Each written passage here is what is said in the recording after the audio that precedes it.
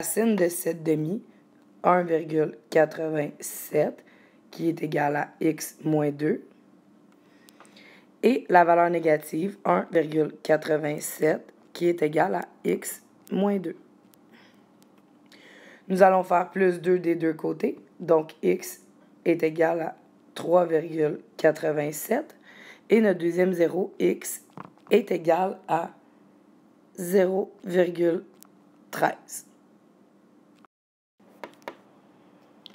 Donc, dans le graphique, nous avons placé les 3 points, soit celui sur l'axe des y, donc leur donné à l'origine à moins 1, et nos 2 zéros sur l'axe des x à 0,13 et 3,87. Pour faciliter le graphique, nous allons trouver notre HK. Donc, H, dans notre formule, qui va être 2, et le K, qui sera 7. Donc, à 2, 7, nous allons déposer notre sommet.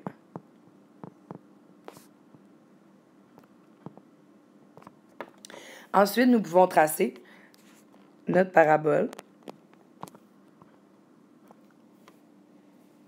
dans le plan cartésien. À l'aide de notre parabole, il est maintenant plus facile de trouver la valeur du domaine, soit ici de moins l'infini à plus l'infini, que nous appelons les réels. Pour ce qui est de l'image, nous pouvons voir sur le graphique que ça part de moins l'infini jusqu'à notre maximum de 7. Toujours à l'aide du graphique, nous allons faire la variation. Donc, notre fonction est croissante de moins l'infini jusqu'à notre valeur de x du sommet, soit 2.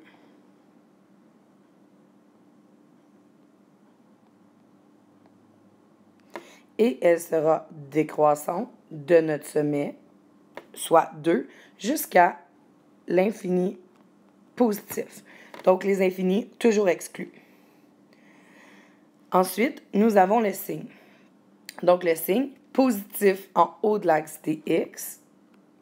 Donc, nous avons positif de 0,13 jusqu'à 3,87, soit nos deux zéros, et négatif de moins l'infini jusqu'à 0,13, union de 3,87 jusqu'à l'infini positif.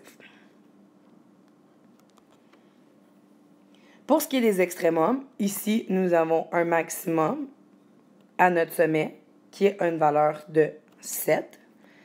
Et l'axe de symétrie se trouve au H, soit le X du sommet, donc lorsque j'ai une valeur de 2. Donc ici, nous allons apprendre à résoudre une inéquation du second degré à une variable. 4 étapes seront demandées. Donc, la première étape, résoudre comme si c'était une équation. Donc, nous avons moins 3, x plus 2 au carré, plus 5 égale 2. Donc, nous envoyons le 5 de l'autre côté. Nous avons moins 3, x plus 2 au carré égale moins 3. Division par moins 3. Donc, nous avons x plus 2 au carré est égal à 1. Donc, pour enlever l'exposant 2, nous allons former deux racines. Et lorsqu'on fait une racine, nous avons une réponse plus, une réponse moins. Donc, x plus 2 égale moins 1. X plus 2 égale 1. On envoie le 2 de l'autre côté. Nous avons x égale moins 3 et x égale moins 1. Donc, première étape, compléter. Deuxième étape, nous disons tracer l'esquisse du graphique. Donc, nous allons faire un petit plan cartésien. Nous allons tracer nos données.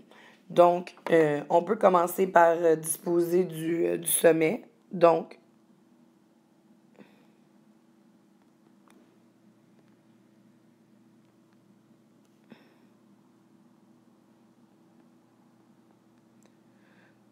nous allons mettre quelques données sur les axes.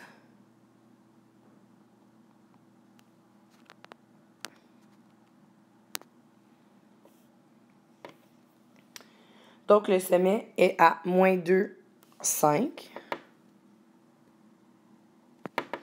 Et nous avons notre équation qui est égale à 2 à la valeur de moins 2 et à la valeur de moins 3. On peut dessiner notre parabole. Donc, elle aurait l'air de quelque chose comme ça. Maintenant que l'étape 2 et 3 sont faites, certains pourront déjà trouver la réponse à l'aide du graphique, puisque nous cherchions à quel moment l'équation était plus petite que 2. À quel moment elle est plus petite que 2? Ce sont dans les deux extrémités. Soit de moins l'infini jusqu'à moins 3 pour la première branche et de moins 1 jusqu'à l'infini sur la deuxième branche, puisqu'on valide toujours notre réponse en x. Pour ceux qui n'auront pas nécessairement vu cette partie-là, nous allons démontrer une autre façon de faire. Je vais tracer un axe numérique, puis je vais venir représenter nos deux données que nous avions trouvées tantôt, soit moins 3 et moins 1. Lorsque nous avons une parabole, deux options s'offrent à nous. Soit de moins l'infini jusqu'à nos valeurs, ou entre les deux valeurs. Donc, c'est une des deux réponses possibles. J'ai choisi les ronds vides ou les ronds blancs qu'on appelle, puisque dans l'inéquation, la règle doit être plus petite que 2, puisqu'il n'y a pas d'égalité. Donc, si on avait eu plus petit ou égal à 2, les ronds ici auraient été inclus, soit noirs. Pour la suite des choses, choisis une valeur de x qui n'est pas moins 3 ni moins 1. Il est toujours plus facile d'avoir une réponse simple avec un x qui est égal à 0. Donc, j'ai choisi x égale 0 et je remplace dans ma règle. Je me retrouve donc avec moins 3, 0 plus 2 au carré plus 5 et on veut valider si c'est plus petit que 2.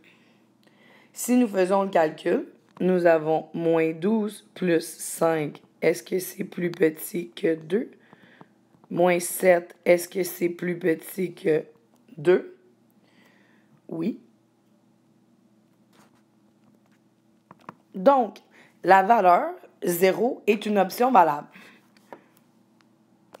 Nous retournons sur notre petit axe numérique et nous voyons que le 0 se positionne ici sur les branches extérieures. Donc, les réponses possibles sont les branches extérieures. Si le 0 avait été exclu, il aurait fallu aller avec la partie du centre, soit entre moins 3 et moins 1. Comme ce n'est pas le cas, notre réponse, que l'on nomme en x, sur les deux lignes rouges, de moins l'infini jusqu'à moins 3 exclu, et de moins 1 exclu jusqu'à l'infini positif.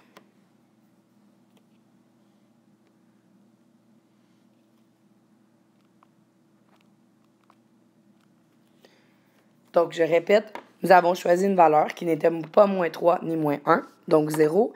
0 étant positionné sur les branches extérieures et respectait l'inéquation, la réponse était donc sur les branches extérieures. L'exclusion du moins 3 et du moins 1 provient du fait que dans mon inéquation, il n'y avait pas d'égalité.